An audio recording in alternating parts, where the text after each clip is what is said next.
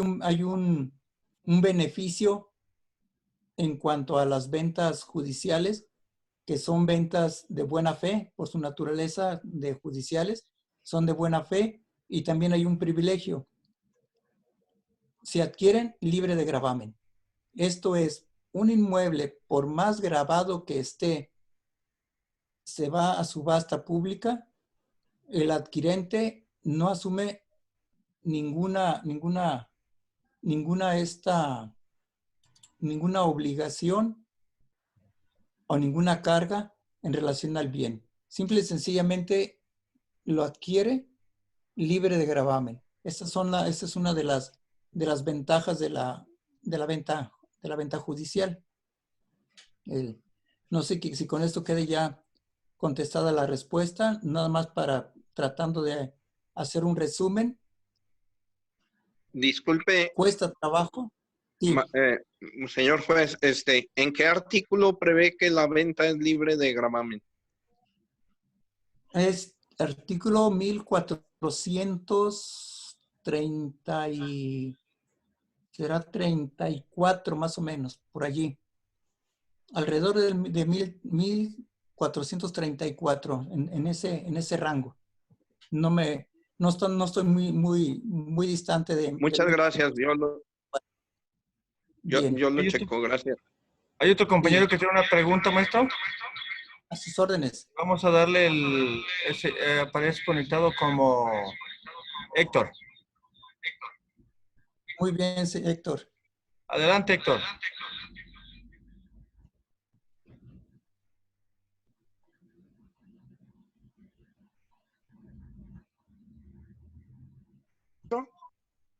Adelante, Héctor. No se desactiva su micrófono. ¿Micrófono? Vamos a ver con otra compañera. Perdón, ¿ya está activado? ¿Ya me escucha? Ya, Héctor, adelante. Disculpen. Gracias, maestro, por su brillante exposición. Solamente, hace un momento usted precisó que la venta fuera de subasta pública no era necesario considerar al juez de los autos. ¿Esto quiere decir que no se requiere la autorización para la venta, para llevar a cabo la venta fuera de subasta pública? ¿O es necesario que se autorice y ya posteriormente acudir ante el notario y hacer las gestiones respectivas, los trámites respectivos?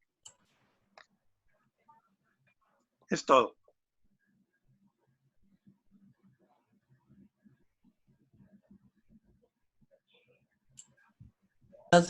De una venta, los riesgos que puede ocasionar este tipo de operaciones, entonces les exigen el auto donde el juez permita la venta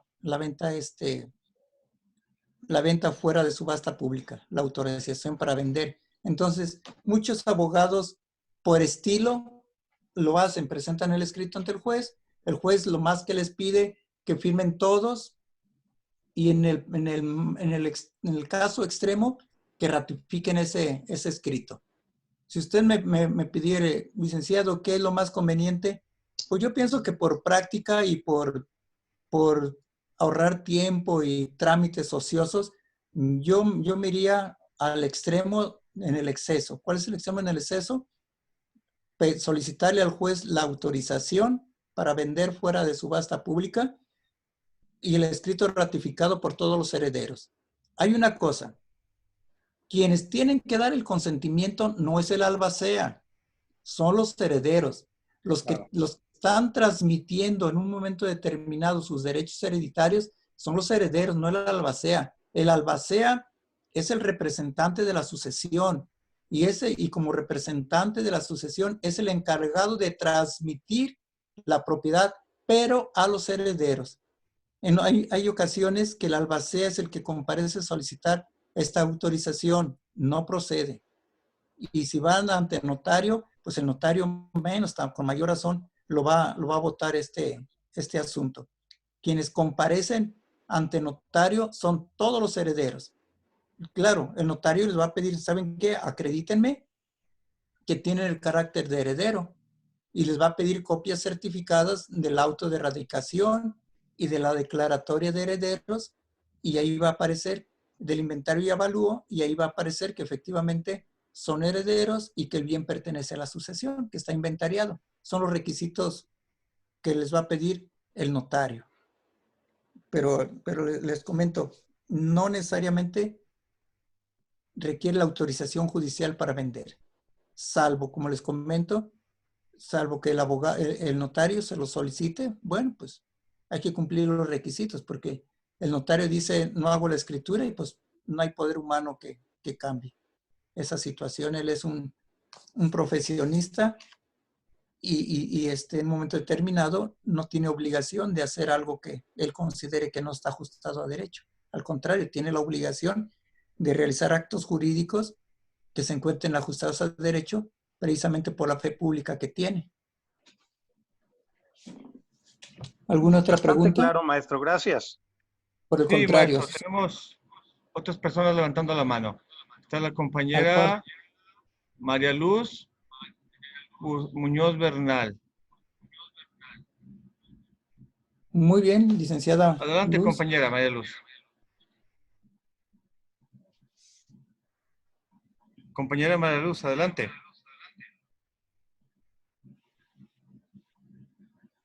No, algo pasó. Mientras, vamos a ir con otra compañera, María Consuelo Guizar. Muy bien, a la orden.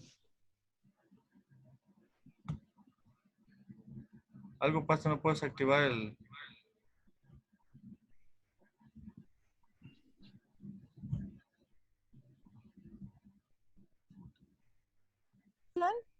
¿Sí? ¿Estoy bien? Adelante, ¿Me escuchan? compañera María Consuelo. Consuelo Guadalupe. Sí. Maestro, qué placer saludarlo y estar con usted nuevamente en una charla más. Preguntarle lo siguiente, mire, tengo un asunto, es una herencia, son 3 hermanos y una de las hermanas fallece. Toman en consideración a los dos que viven y no manifiestan nada sobre la tercera persona, pero como hay un testamento, el notario atinadamente hace que se les notifiquen a los hijos que viven, que sobreviven a la de Cujos, ¿sí? Y en su momento ellos tratan desesperadamente de hacerse presentes en el juzgado y van y presentan su acta y la notificación del notario, pero parece ser, porque no tengo todavía el documento en la mano, pero parece ser que el juez les dice que están fuera de momento y que tienen que hacerlo de una forma diferente. Aquí, ¿qué pasa si ya se dictó sentencia? Porque les dices que la respuesta que me están dando a mí o lo que me están enviando a mí ellos, los herederos, que en este caso son nietos de la persona, me dicen que la respuesta es que están fuera de tiempo y de forma.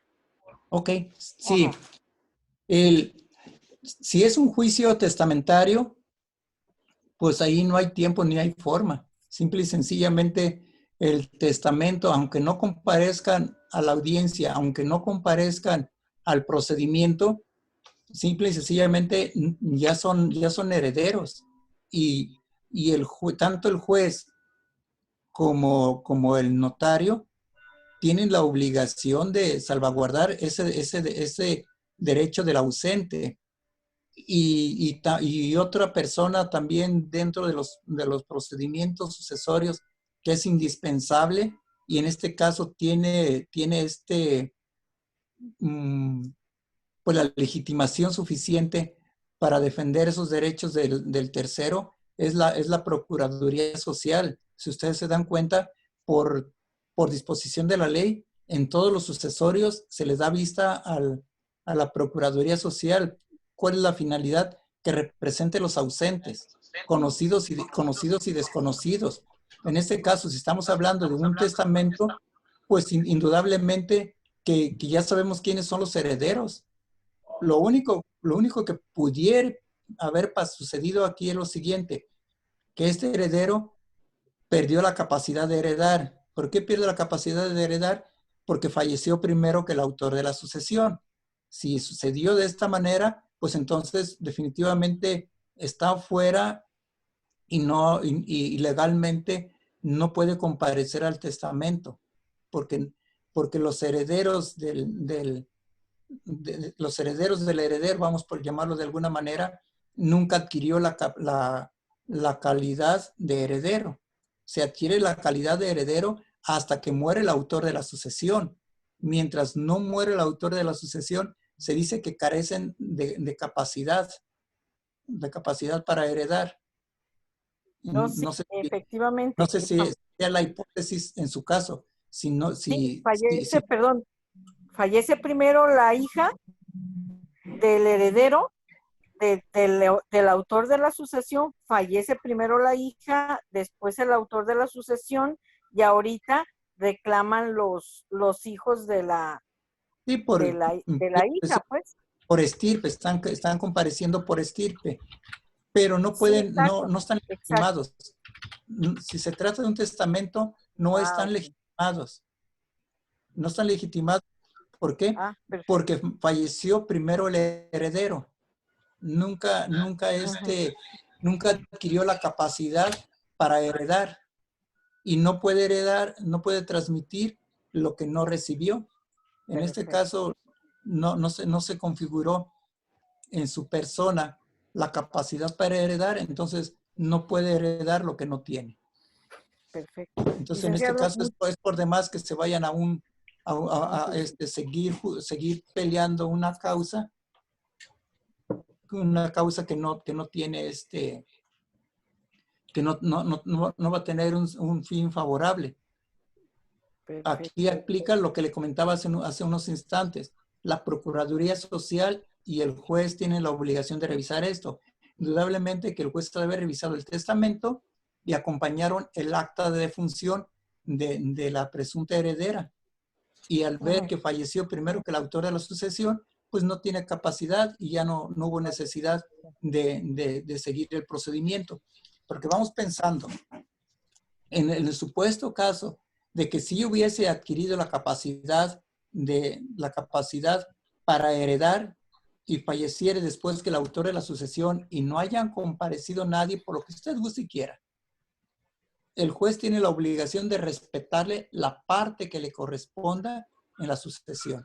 Si es una sucesión y todos son declarados herederos universales, pues les va a corresponder una tercera parte de estos bienes. Y si nada más comparecieron dos, el juez va a dictar una sentencia de adjudicación para los tres, no obstante que el tercero nunca haya ido a juicio.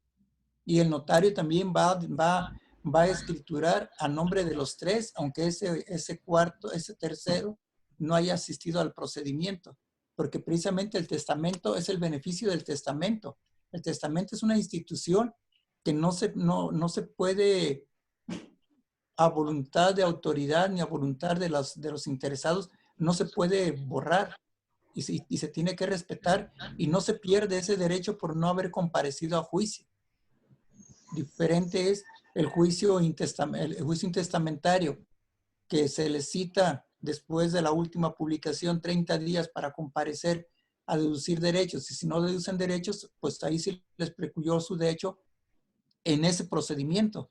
Pero tienen 10 años para ejercitar la petición de herencia. Entonces son las dos hipótesis. Muchísimas gracias, licenciado. Le agradezco muchísimo todas sus respuestas. Placer tenerlo en esta plática. Para mí es un honor estar con ustedes. Maestro, gracias. ¿Un compañero gracias. En el WhatsApp pregunta?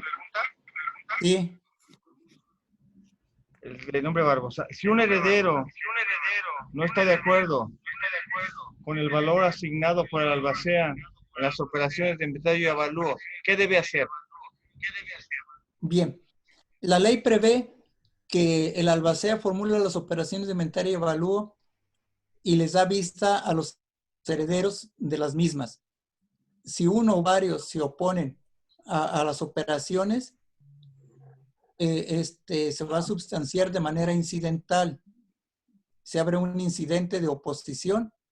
Si la oposición es fundada, no se aprueban las operaciones de inventario y avalúo, y el juez conmina al albacea que realice unas nuevas operaciones de inventario y avalúo con las observaciones que hizo el opositor.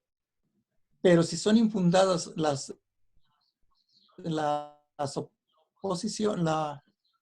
oposición a esas operaciones, entonces pues ya se aprueban las operaciones sin mayor trámite. Gracias, maestro. Vamos a darle el uso de la voz al compañero Omar López.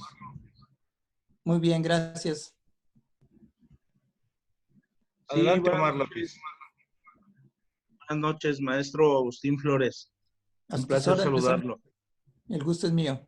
Gracias. Maestro, tengo una duda. En un procedimiento, me gustaría saber cuál es la postura de usted en un procedimiento sucesorio en el cual existe la esposa, existe por ahí un heredero que es el hijo del primer matrimonio y algunos menores hijos del decuyus. En ese sentido, para efectos de solicitar una venta judicial de alguno de los bienes en razón de que se requiere para efectos precisamente de la manutención de los menores, así como de el sostenimiento de los estudios de los mismos. Primer pregunta, ¿sería vía incidental? Y segunda pregunta, ¿qué pasaría en caso de que fuera vía incidental y se le daría vista, por supuesto, a la Procuraduría de las Niñas, los Niños y los Adolescentes, así como a la gente social? ¿Qué pasaría en caso de una oposición infundada por parte de estas instituciones para la no venta de los bienes? Bien. El trámite a seguir. Técnicamente tiene que ser un procedimiento diferente, no es vía incidente, pero hay quienes por economía procesal lo admiten vía incidente en el sucesorio, aunque de cualquier manera, ustedes acuérdense que el sucesorio es un juicio universal y atrayente, así es que aunque se tramite en otra vía y en otro juzgado, de todas maneras se va a acumular al juicio sucesorio. Entonces, por economía procesal, hay juzgados que admiten esa autorización para vender vía incidente, por esa circunstancia. Y es importante, como usted bien lo menciona, habiendo bienes que están involucrados menores de edad, indudablemente que cualquier venta previamente se requiere una autorización judicial. No solamente la oposición se va a tramitar vía incidente, sino que primero, aquí sí, aunque todos estén de acuerdo, inclusive en la Procuraduría de Protección, Niñas, Niños y Adolescentes, ¿saben qué? Ok, yo doy mi consentimiento para que este bien se venda y véndase por rapidez y economía y lo que gusten, véndase fuera de subasta pública, pues está mal, porque la Procuraduría no está legitimada para otorgar consentimiento para la venta de bienes de menores. El único que puede autorizar es el juez, y naturalmente que acreditando las hipótesis. Son dos hipótesis para que se puedan vender los bienes de menores. Uno de ellos, usted bien atinadamente lo menciona, por la cuestión de alimentos, educación y todo ello, que le sea benéfico al menor. Y la otra forma que el juez puede autorizarlo es siempre y cuando la venta le sea benéfica a los menores de edad, que vayan a obtener un beneficio. Las más de las veces que se han autorizado las ventas, ¿cuándo es?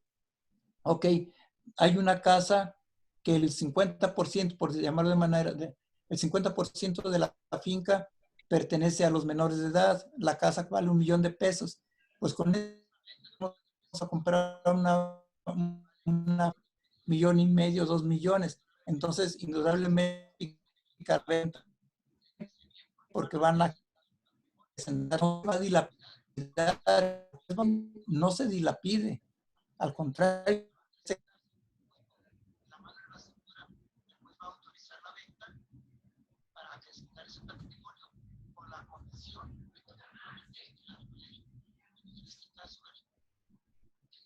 el tutor, en el procedimiento de venta de bienes menores, el tutor rinda cuentas y demuestre que efectivamente el producto de la venta se aplicó para adquirir un inmueble de mayor valor.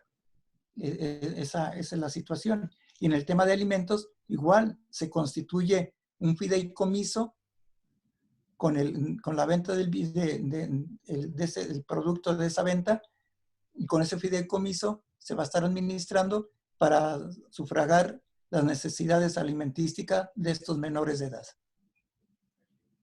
Ok, perfecto. Muchísimas gracias, maestro. Le agradezco mucho la atención y sus comentarios. Excelente ponencia. A sus órdenes y con todo gusto. El compañero Jorge Hablar también tiene una pregunta, maestro. A la orden. Adelante, Sí, compañero maestro, Jorge. mire. Gracias. Mi pregunta es la siguiente. Una persona otorga un testamento. Esta persona no tiene hijos, es soltera, etcétera, y deja como beneficiario, deja como beneficiario precisamente a una sobrina de ella. Después esa sobrina fallece, pero antes de que fallezca ella, hizo una compraventa como una tipo de cesión de derechos hereditarios. ¿Es válido o no es válido? Tenemos que irnos al origen. Ajá. La sobrina falleció después del autor de la sucesión. Sí. Si falleció después de la sucesión, es válida la venta de esos derechos hereditarios. Perfecto, juez. Muchas gracias. Si falleció primero que el autor de la sucesión, entonces no tiene capacidad para heredar y como consecuencia de ello, pues no es que no sea válida. De acuerdo a la teoría del acto jurídico, ustedes acuérdense que el acto jurídico tiene elementos de existencia y de validez. Y los elementos de existencia son 3, pero generalmente los más comunes son 2. Consentimiento y objeto. Y la solemnidad en algunos casos, como es el matrimonio y el testamento. En este caso, se dan cuenta, no hay objeto. ¿Por qué no hay objeto? Porque no adquirió la capacidad para heredar. Entonces, ¿qué está transmitiendo si no existe el objeto? Entonces, el acto jurídico es nulo. Pero si fallece después del autor de la sucesión, si el autor, con la muerte, el autor de la sucesión, a su muerte, automáticamente, por motivo del testamento, transmite los derechos a sus herederos y ya pueden disponer de sus derechos. En este caso, una venta de derechos hereditarios lo puede hacer. Perfecto. Muchas gracias, muy clarísimo, maestro. Gracias a ustedes. Si nos permite otra preguntita, maestro, la compañera Luz María. Adelante, compañera Luz María. Sí, doctor Agustín, muy buenas noches y compañeros. Gracias. Buenas noches. Fallece, es un matrimonio, fallece el varón en un accidente muy cruel.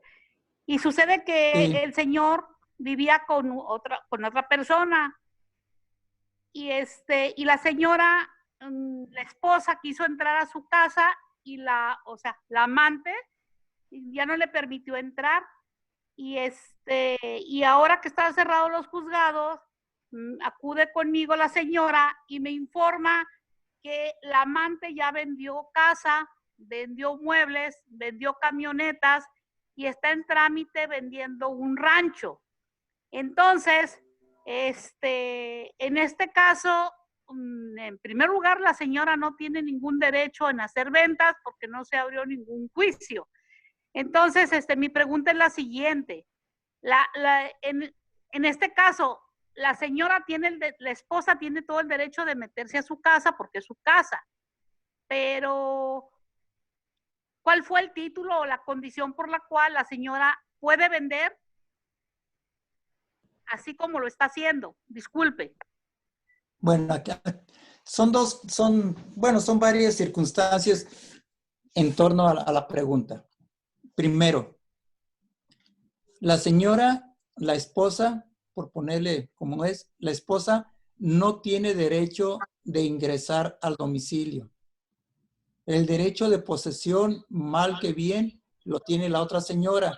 Si la esposa comparece a ese domicilio y se quiere meter a la fuerza o se mete a la fuerza, está realizando un delito que puede ser despojo.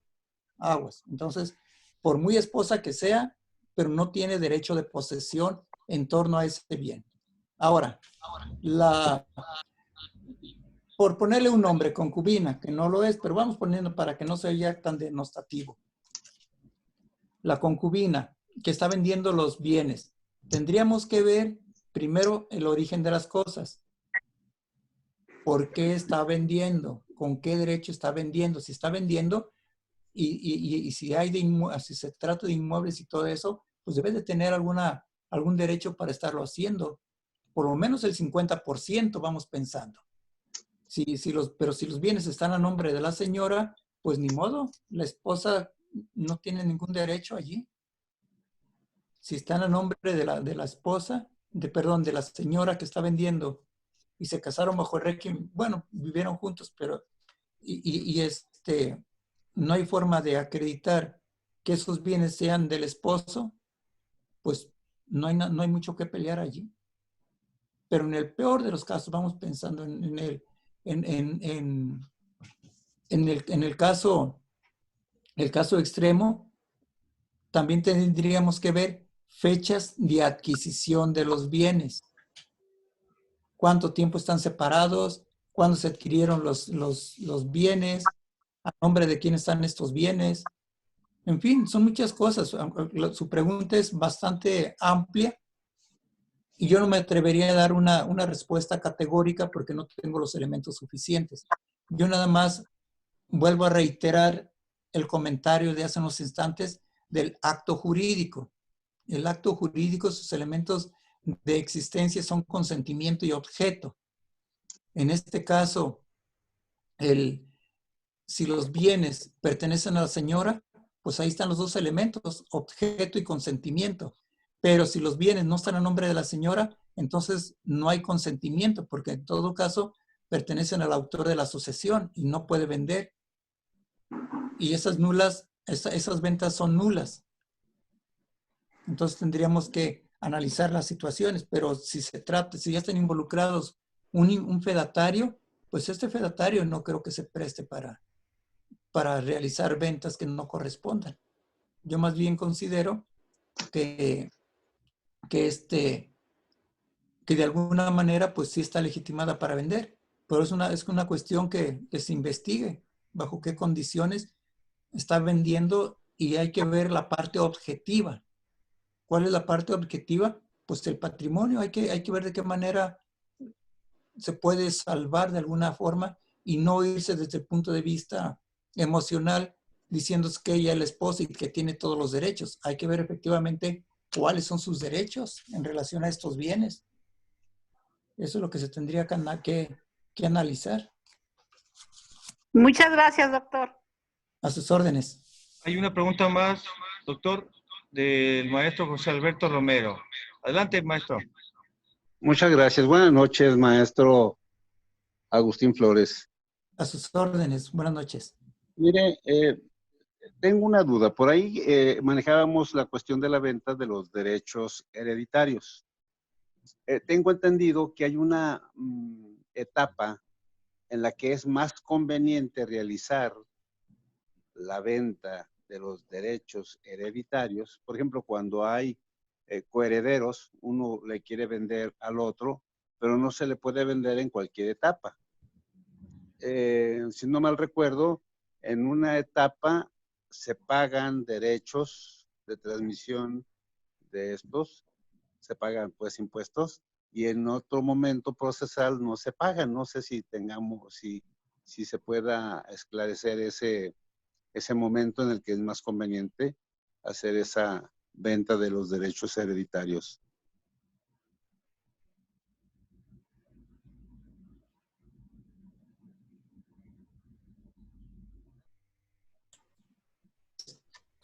Que el juzgado está ajeno a ello. Pero creo que hasta antes de la adjudicación pueden realizar esa cesión de derechos no solamente entre los coherederos o copropietarios, sino hacia los terceros, precisamente por ese gravamen. Y también tengo otra duda, si es antes del inventario y el avalúo. Sí, porque Lo que sí estoy seguro que tiene que ser antes de la adjudicación. Ahí sí estoy completamente seguro, porque ya no están transmitiendo derechos, sino ya es la propiedad. es correcto.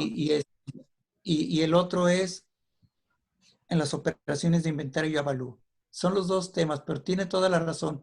Hay un momento en el cual no es grabado esa transmisión de derechos. Ujú.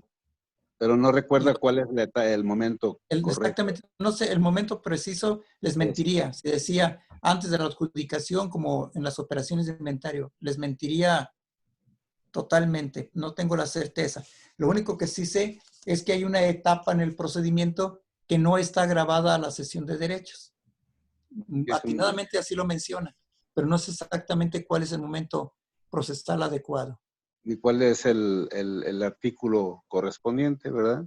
No, en el Código Civil ni de procedimientos está previsto esto. Esto está ya sea en el Código Fiscal de la Federación o en la Ley de Ingresos del Estado de Jalisco. En uno de esas legislaciones está previsto. Sí, No es muchas gracias, maestro. no es en la ley que nosotros manejamos. Muchas gracias, maestro. A sus órdenes. Sí, así de manera rápido, compañero Hugo Barbosa, porque ya se nos acaba el tiempo. No lo puedo desactivar.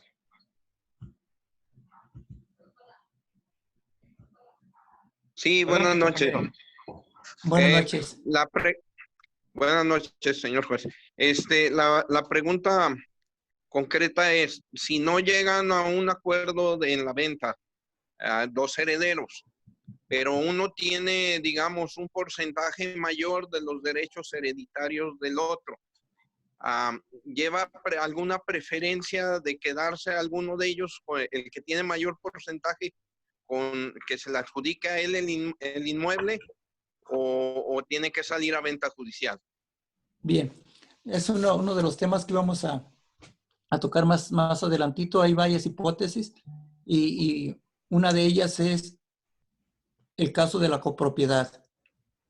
En el capítulo relativo de la copropiedad en el Código Civil menciona que nadie está obligado a mantener la mancomunidad. Esto es la copropiedad. Y la sucesión por su naturaleza es una copropiedad. Entonces, no están obligados a mantener la mancomunidad. Entonces, de manera voluntaria, de acuerdo entre los herederos, pueden hacerse, para esta mancomunidad, pueden hacerse dos cosas. Una, un heredero comprarle a los restantes sus derechos hereditarios para que se le adjudique el inmueble a él en lo particular el 100%, con la obligación de retribuirle económicamente o con otros bienes su porcentaje en la sucesión. Y si están de acuerdo, viva la paz, todos felices, si no hay mayor complicación, así se da esta situación.